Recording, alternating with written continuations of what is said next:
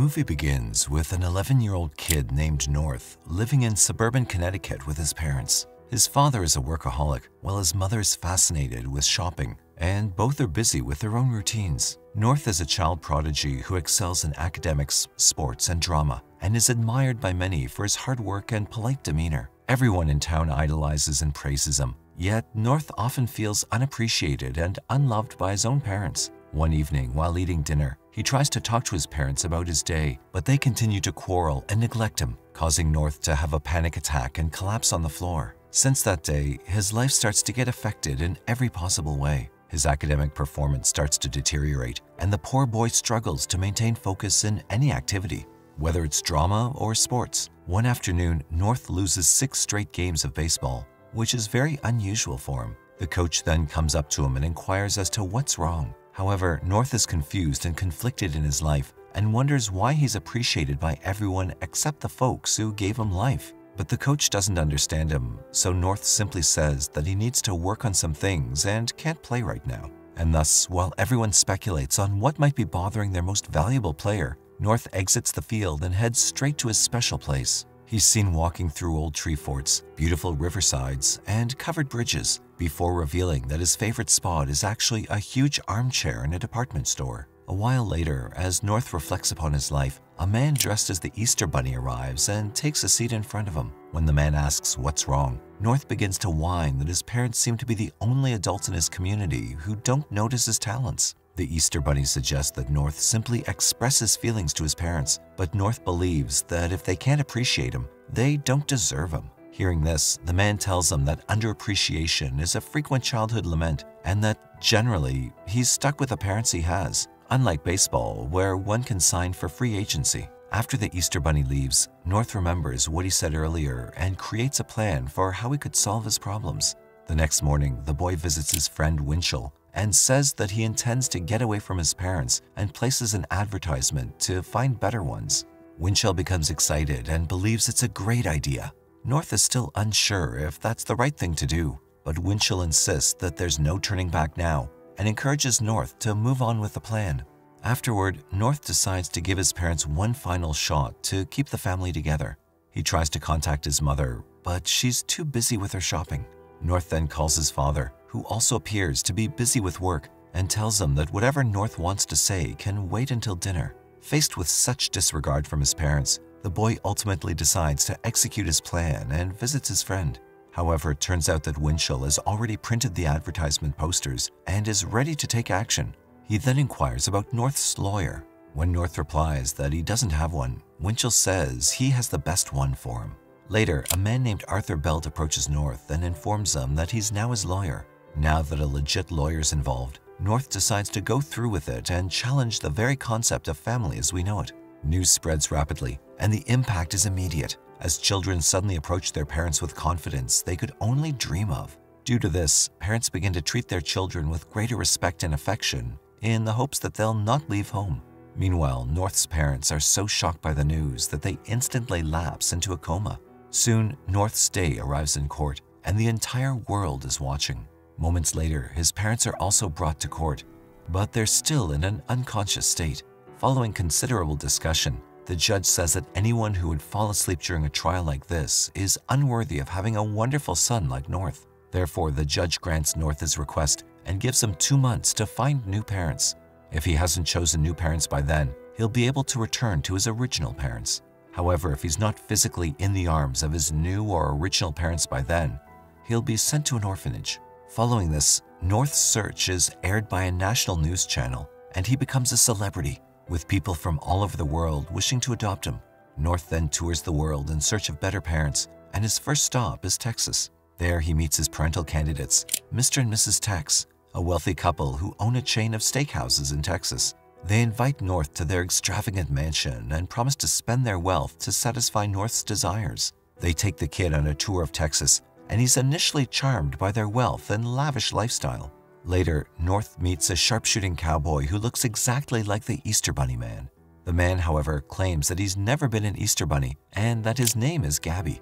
That evening, the family organizes a musical performance to welcome North. They also pile a lot of food on his dinner plate to make him chubby. When North asks why there's so much food, the couple discloses that they used to have a son named Buck, who used to eat a lot. It turns out that Buck eventually died of obesity. Meanwhile, North is troubled by the fact that the couple's now trying to replace Buck with his presence. Afterward, Gabby approaches North while he's sitting alone. The boy tells him that he doesn't want to be a shadow of someone else for the rest of his life. He left home because his parents didn't appreciate him, and now he doesn't want to change into someone else to be loved. Hearing this, Gabby also agrees that this place is not suited for him, and he advises him to move on. The following morning, North informs Mr. and Mrs. Tex of his decision not to continue further. The couple also accepts his decision and expresses gratitude for the opportunity. Before leaving, Gabby gives North a silver dollar with a bullet through the center as a good luck souvenir. Following this, North resumes his search for the ideal parents while remaining unaware of events at home. It turns out that Winchell has taken advantage of the situation to assemble a group and initiate a rebellion against all the parents. However, North is clueless about this and arrives in Hawaii, where he's welcomed by the wealthy governor and Mrs. Ho. They offer him a luxurious life on their private island, and North also appears to be enticed by it. Afterward, when North asks the couple if they have a dead child whose shoes he must fill, Mrs. Ho reveals that she's unable to conceive biological children,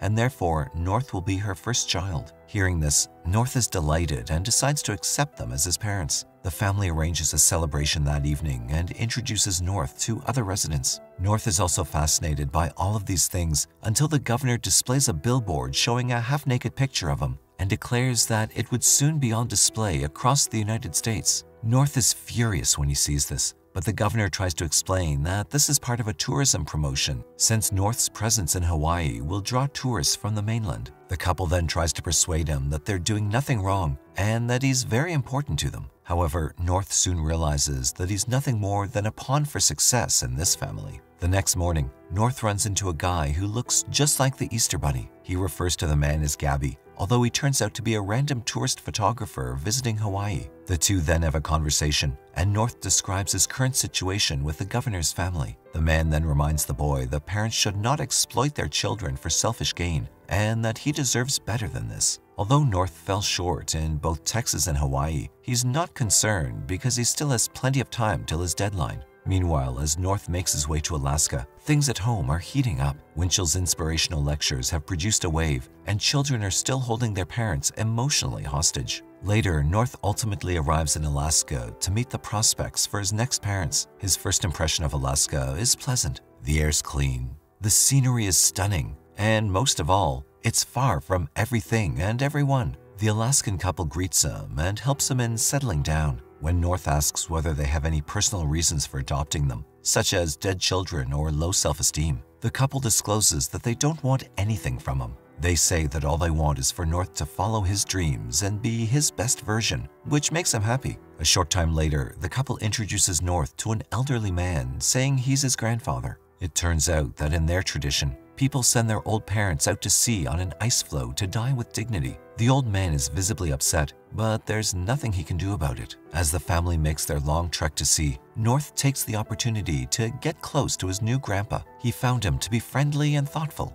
Knowing that his time is limited, he tries to take all the knowledge the old man has to offer. After days of traveling, they arrive at the sea, where the grandfather's supposed to die. The family then shares their goodbyes, and the grandfather is sent away, which upsets North. While coming back home, North again runs into the man who looks like the Easter Bunny. Disturbed by the incident, North tells him that not even his own selfish parents would send his grandfather away like that. The man then informs the kid that he must make a decision quickly because the deadline is only a week away. This surprises North because he's only just arrived, but the man reveals that the journey from home to the ice floes took 7 weeks. Therefore, with time running out, desperate North speeds towards an uncertain future. He's upset because his parents haven't called him in 2 months, but he has no idea that they're still in a coma and are being displayed at a museum. Meanwhile, it turns out that North's mission has inspired children all over the world to abandon their parents and hire Belt and Winchell, both of whom are now wealthy and powerful. North's next family is Amish, but the size of their family and lack of modern conveniences immediately turns him off. While North is not one to make fast decisions,